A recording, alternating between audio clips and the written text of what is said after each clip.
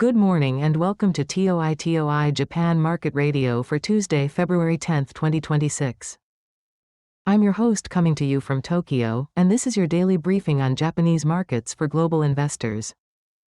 Today we're looking at a very strong session across the board, with the Nikkei pushing toward all-time highs and some interesting cross-currents in technology and flows. Joining me as always is our portfolio manager who follows Japan macro. Let's start with the headline numbers. Thanks. Today was a standout session for Japanese equities. The Nikkei 225 closed at 57,650.539, up 2.283%. TOPIX finished at 4047.0, gaining 1.863%.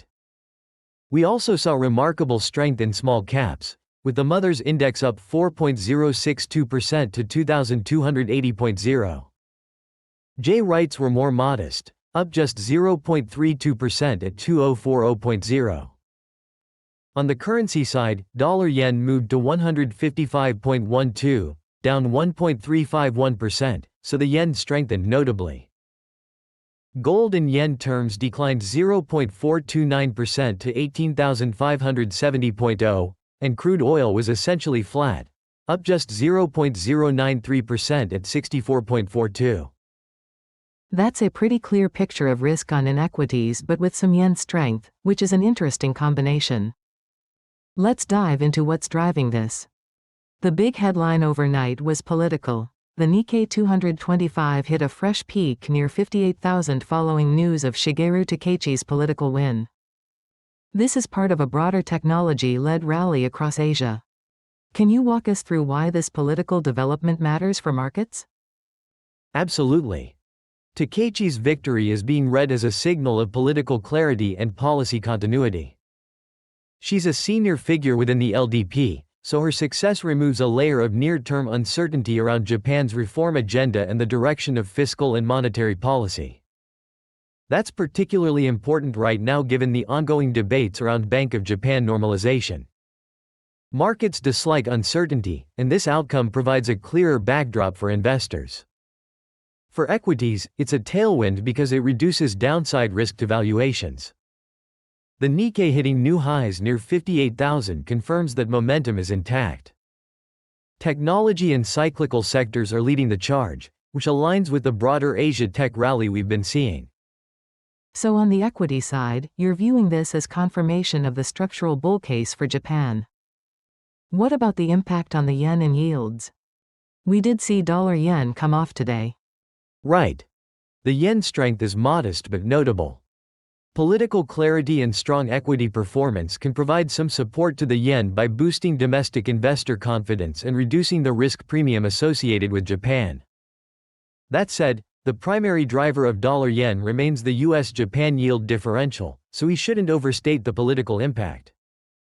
On JGBs, yields are likely to remain stable to slightly higher.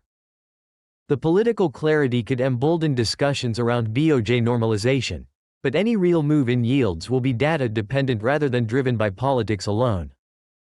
The key will be whether inflation and wage data continue to support the normalization narrative. Understood. Shifting to corporate news, we also have SoftBank reporting earnings soon, and expectations are running quite high. The headline is that SoftBank's results are set to get a significant boost from its OpenAI investment, and the focus is very much on future funding plans. SoftBank is obviously a huge weight in the Nikkei, so this matters for index performance. What's your take here? SoftBank is fascinating because it's essentially a proxy for AI-driven valuation gains at this point. The company is expected to report significantly improved earnings thanks to OpenAI's valuation increases, which validates Masayoshi Son's long-term thesis on artificial intelligence. For the Nikkei and TOPIX, a positive earnings surprise from SoftBank would provide a direct tailwind given its index weight. More broadly, it supports the narrative that Japan has meaningful exposure to the global AI theme, not just through semiconductors but also through venture capital and strategic investments. That can broaden participation in the rally beyond traditional sectors. So a potential positive catalyst for the index. What about the yen and yields in this context? On the yen, improved corporate earnings and optimism around AI-driven growth can provide modest support by attracting domestic confidence and reducing near-term financial pressures. It's not a massive driver, but it's part of the picture.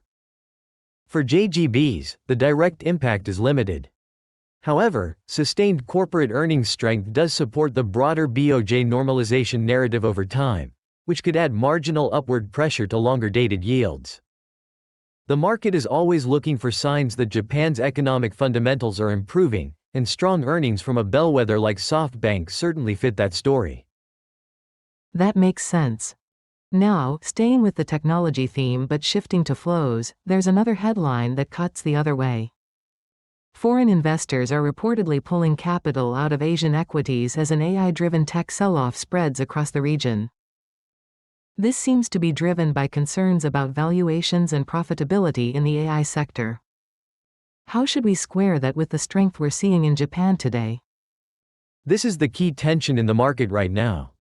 Foreign investors have been significant net buyers of Japanese equities during this bull run, and they represent a large share of Tokyo Stock Exchange volume.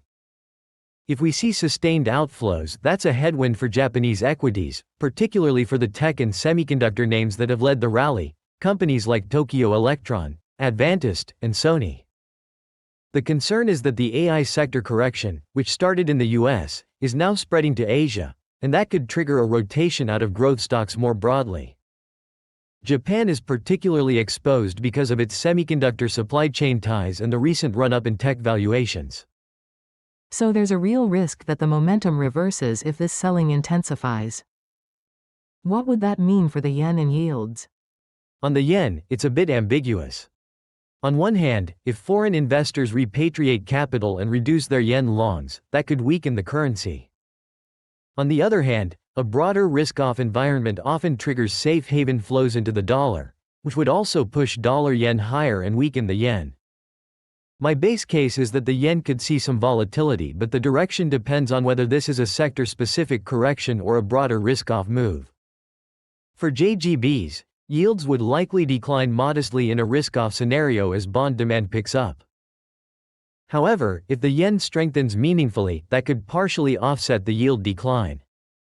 The key variables to monitor are the pace of foreign selling, which sectors are weakest, and whether the sell-off stabilizes or deepens from here. So we're in a bit of a wait-and-see mode on the flow side, even as the domestic political and corporate picture looks supportive. Bringing this all together, if you're a global investor with Japan exposure, what are the main themes you're watching this week? I'd highlight three things. First, political clarity from Takaichi's win is a modest positive for sentiment and reduces near-term tail risk. That's supportive for equities. Second, SoftBank earnings are a bellwether for Japan's AI exposure and could provide an index-level boost if results come in strong. Third, the tension between domestic strength and foreign outflows is critical. If foreign selling accelerates, particularly in tech, that could overwhelm the domestic positives and pressure the Nikkei and TOPIX lower. On the currency side, watch dollar-yen closely. Any sustained move below 155.0 would be significant and could reflect either yen strength on domestic optimism or broader dollar weakness. And for rates, the BOJ normalization story remains live, but it's data-dependent, so focus on any upcoming inflation or wage prints. Excellent summary. So for global investors, it's a constructive backdrop on fundamentals, but near-term technicals and flows bear close watching. That's a good place to wrap up today's briefing. Thank you as always for the insights. My pleasure. If you're tracking Japan's markets or have exposure to Japanese equities, consider subscribing to TOITOI Japan Market Radio for daily updates.